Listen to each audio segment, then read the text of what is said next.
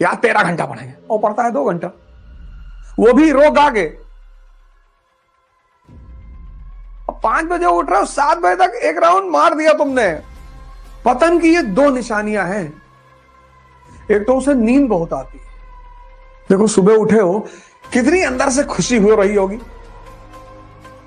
शुरुआत धीरे करो। सिर्फ एक आज का दिन तुम्हारा बहुत अच्छा जाना चाहिए। जो अपने इस समय का इस्तेमाल कर लेता है ना, प्रेजेंट का, बस वही महान बनता है।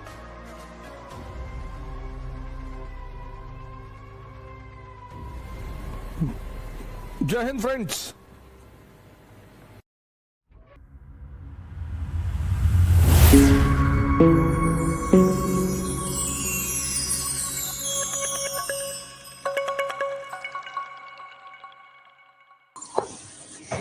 नहा वहा के बैठना है,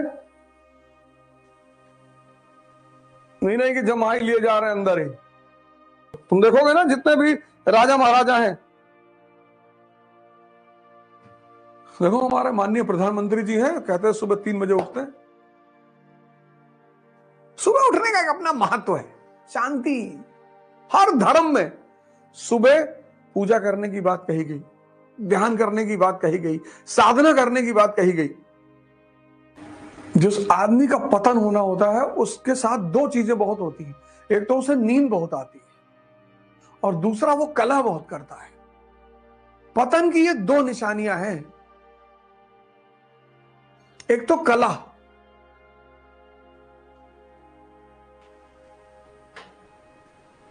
और दूसरा नींद। देखो सुबह उठे हो, कितनी अंदर से खुशी हो रही होगी।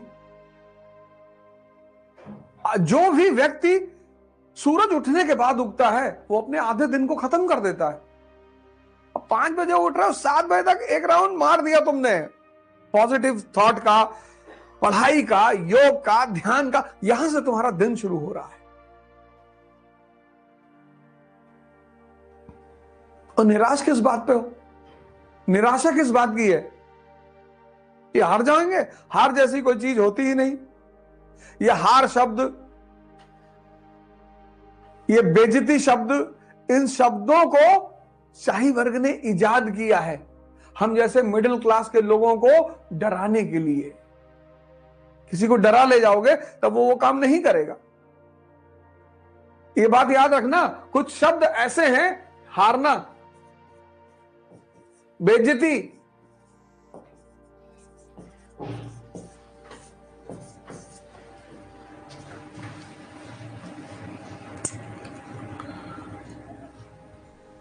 ये ऐसे शब्द हैं जिनको बड़बोलापन,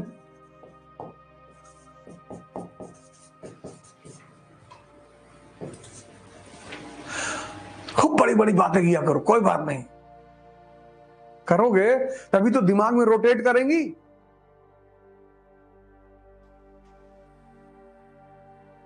ये शब्द शाही वर्ग ने इजाद किया है।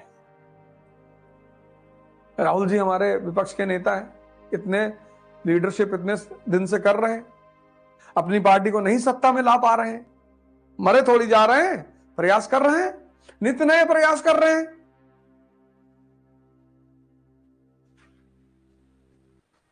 कभी कभी खुद ही को कुछ ना कुछ बोल देते हैं, कह देते हैं संसद में कि हाँ मैं पप्पू हूं। ये सारे शब्द इजाद किए शाही वर्ग ने, हमको तुमको रेस से बाहर रखने के लिए, डिप्रेस करने के लिए। तुम दूसरे के भड़काने में आ रहे हो, और कमजोर व्यक्ति हमेशा भड़काने में। तुम्हारा ऑप्शनल सोशियोलॉजी है, किसी ने कहते सोशियोलॉजी सिलेक्शन नहीं होता, ये गुड्डू भैया 6 अटेम्प्ट दिए, लो तुम नाच नाच के घूम रहे हो। सिलेक्शन विषयों का नहीं होता, सिलेक्शन प्रतिस्पर्धी का होता है। कमजोर व्यक्ति तो तुरंत अस्थिर हो जाता है, तुरंत। इसीलिए तो मैं बार बार ध्यान करने की बात कहता हूं कि ताकतवर मन,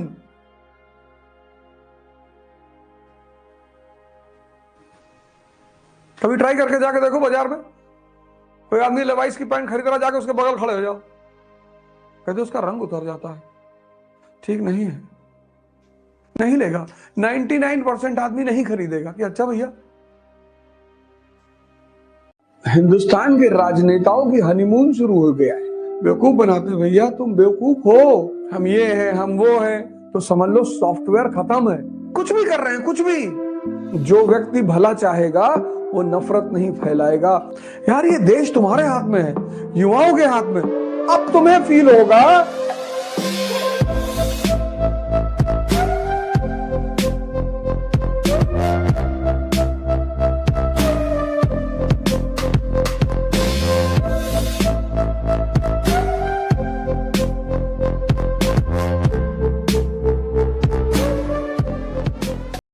यही नहीं, अभी और सुनिए। खानवा का युद्ध, पहले पानीपत के युद्ध के बाद अफगान सैनिकों ने युद्ध से मना कर दिया कि हम वापस जा रहे हैं, अब नहीं लड़ेंगे। उनको पता था राजपूतों के बारे में, और राजपूतों का इतिहास एक गौरवमयी इतिहास है। राजस्थान, वहां के मरुस्थल से तप कर पैदा हुए लोग युद्ध को खेल मानते हैं। सबको परेशान किया, इल्तुतमिश को, बलबन को, रजिया को, अलाउद्दीन खिलजी को, शेरशाह सूरी को, सबको। भूगोल का व्यक्ति के चरित्र पर बड़ा असर पड़ता है। अफगानियों ने कहा वापस जा रहे हैं। अरे बाबर ने कहा इसे कैसे जा रहे हैं यार, एक युद्ध और, फिर जन्नत, जन्नत हमारी। सिपाहियों ने कहा जन्नत जाना चाहते हो तुम अकेले जाओ, हम वापस घर जा रहे हैं। बाबर गया अपने गुरु के पास, उबैदुल्लाह हरार के पास, कि यार साहब ये तो वापस जा रहे हैं, ये तो कह रहा अब नहीं लड़ेंगे। तो उसके गुरु ने कहा कि देखो मैं तुमको एक फॉर्मूला बताता हूं, तुम लगा लो। कहा भैया फॉर्मूला और बोला ना बताओ, सीधे सीधे बताओ करना क्या है। बोला नहीं, फॉर्मूला जान लो कि तुम राजा हो और तुम्हारे सिपाही मुसलमान हैं। उसने कहा मैं भी मुसलमान हूं। कहा राजा को कोई धर्म नहीं होता, राजा की कोई जाति नहीं होती, राजा का कोई क्षेत्र नहीं होता, ये सब राजा के गुण हैं, एसेंशियल फीचर्स। आज बाहर देखो समाज में क्या हालत है। अब तुम्हें लगता हो, अब तुम अगर भारत के समाज को बाहर देखो, देखो कैसे लड़ रहे लोग, upper caste, lower caste, Hindu, मुसलमान। अब तुम्हें फील होगा कि महमूद गजनी ने इस देश को कैसे लूटा।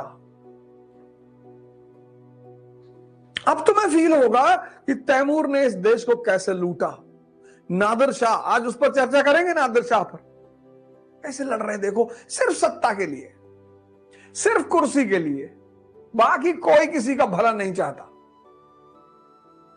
जो व्यक्ति भला चाहेगा वो नफरत नहीं फैलाएगा, वो शिक्षा फैलाएगा, डॉक्टर अंबेडकर की तरह, ज्योतिबा फूले की तरह।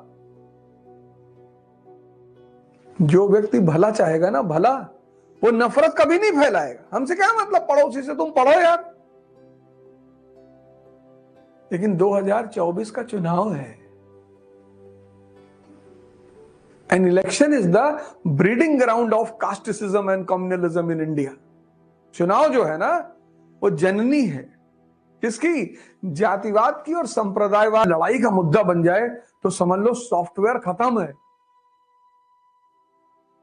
इतनी महान चीज है धर्म। अभी आऊंगा चैप्टर नंबर 5 रिलीजियस रिफॉर्म्स, तब वहां चर्चा करूंगा धर्म के बारे में। अभी इसी आधुनिक इतिहास में विवेकानंद पढ़ाऊंगा आपको, स्वामी दयानंद सरस्वती पढ़ाऊंगा, राजा राम मोहन रॉय पढ़ाऊंगा।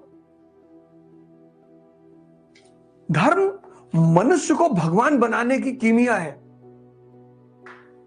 जाहिल बनाने की नहीं। इतनी बड़ी चीज है धर्म। और जो औसत बुद्धि है, बड़ी सारी एयरलाइंस ऑपरेट करती है, इंडिगो करती है, विस्तारा करती है, एयर इंडिया करती है, तुम किसी में बैठ के जाओ जिसमें तुम्हारी इच्छा हो। ऐसे कई सारे धर्म हैं, कई सारे रास्ते हैं, तुम्हें जो अच्छा लगे उसको फॉलो करो और जो समझ में आए। कट्टरपंथी मतलब जिसकी बुद्धि उसके घुटने में है, यह होता कट्टरपंथी का मतलब, कि जिसकी बुद्धि बाने का भूल गया, यहां लगाना, नीचे लगा दिया। बुद्ध, कबीर, दादू, नानक, रैदास। हमारा रिलीजन ऐसा भैया, हमारे रिलीजन में ऐसा होता है। तुम्हारा रिलीजन तो बहुत अच्छा है, तुम ही जाहिल हो। तुम्हारा आचरण, तुम्हारा व्यवहार, तुम्हारे जीने का ढंग, ये सब प्रमाणित करता है कि तुम्हारा परिवार कैसा है, तुम्हारा धर्म कैसा है।